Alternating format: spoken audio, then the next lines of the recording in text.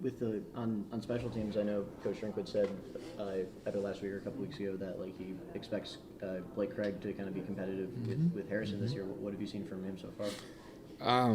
Been really positive. There's no doubt.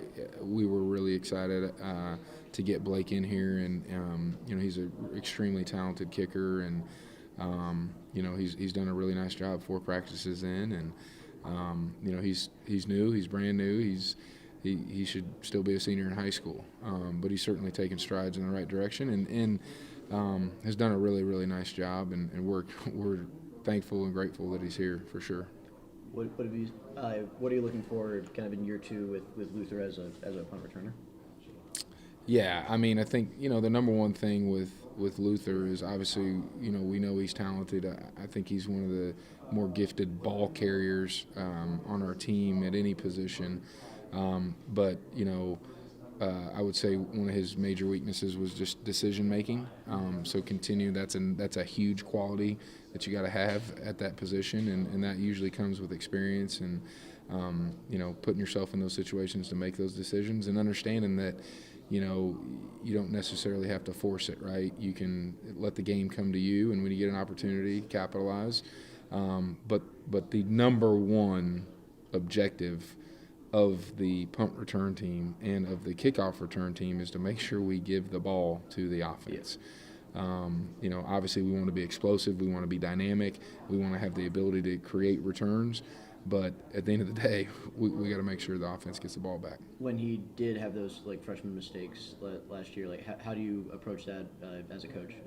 Yeah, I mean it's you got to coach it, you got to correct it, you got to coach it, and build off of, you try to educate on those situations really before they happen as much as you possibly can.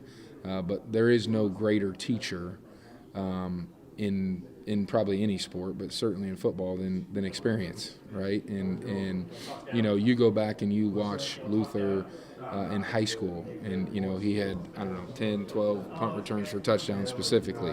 You go back and watch him, I think all 10 of those, or at least 9 of the 10, were the ball hitting the ground. You know what I mean? And so it's just a different. You're going to catch a lot more balls in the air at this level than you are taking one off the ground. Now I say that, and Abilene Christian, his first touch, the ball hits the ground, and that's when I knew we were cooking with grease, because I knew, hey, this is what this guy's used to. But yeah, so you got to correct it, you got to coach it, and continue to educate those guys on those situations as they arise. Ryan Horskamp, he flashed during that game versus New Mexico State. If he reaches his potential, what can he be for this offense?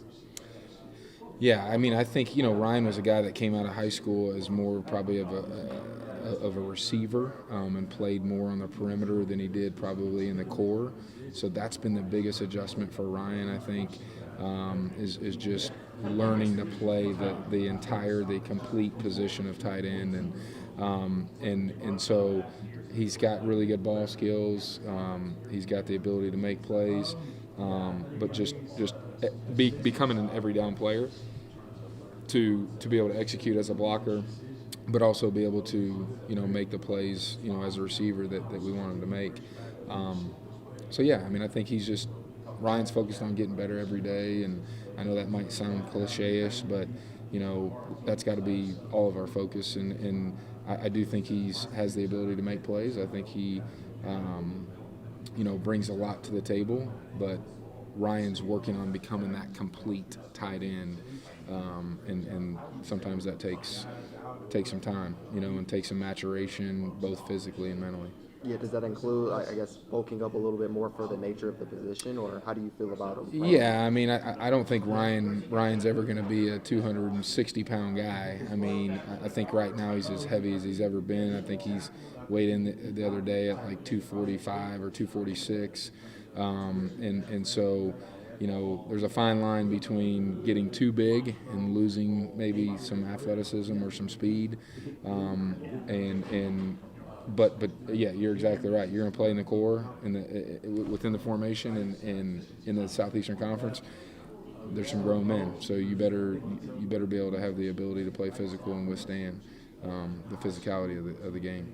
What have To you have seen? this tight end room take another step forward, this year, what's the biggest I thing? missed the first part. I'm To sorry. have this tight end group take another step forward, next season, what's the biggest thing you want to see right now in this group? Just consistency, and I mentioned this earlier to another person, but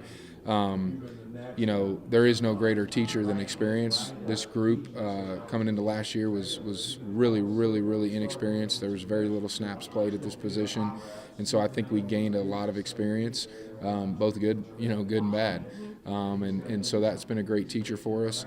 But just the consistency of our play in all phases, right? I mean, the tight end position is one of the most difficult positions to play, in my opinion, and to evaluate because we ask them to do so much, right? They have to block not only on the perimeter but in the core. They have to pass protect. They have to be able to run routes.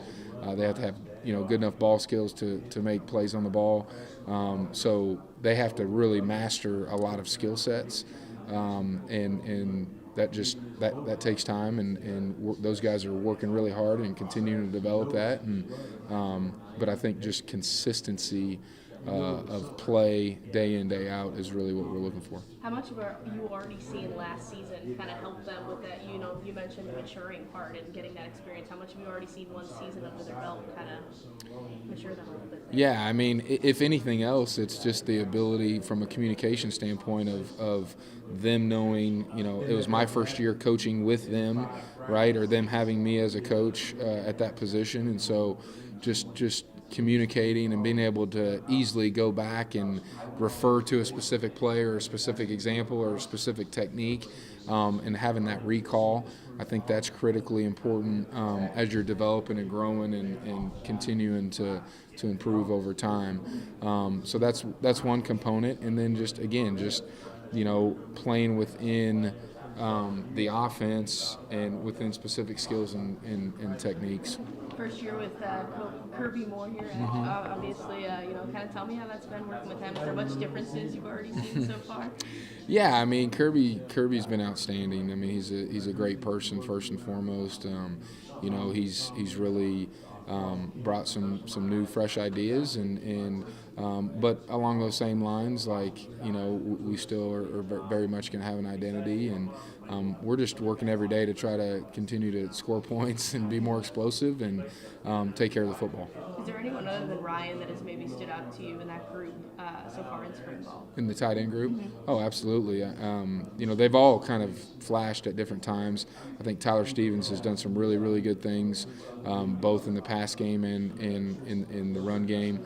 And Max Wisner is definitely a young player that you can tell has spent his time during his redshirt season really working and developing his body and continuing to develop his game. And he's certainly taken some strides in the right direction for sure.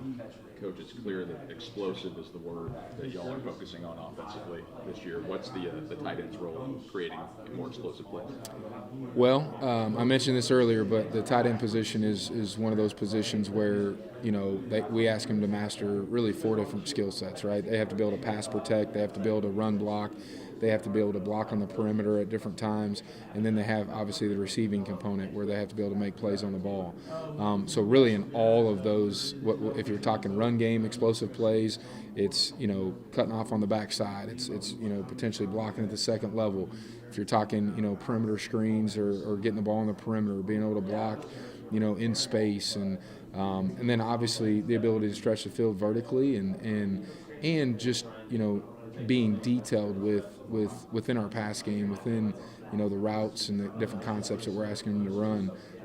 But they can impact it really in all of those different ways, and that's what we're asking them to do.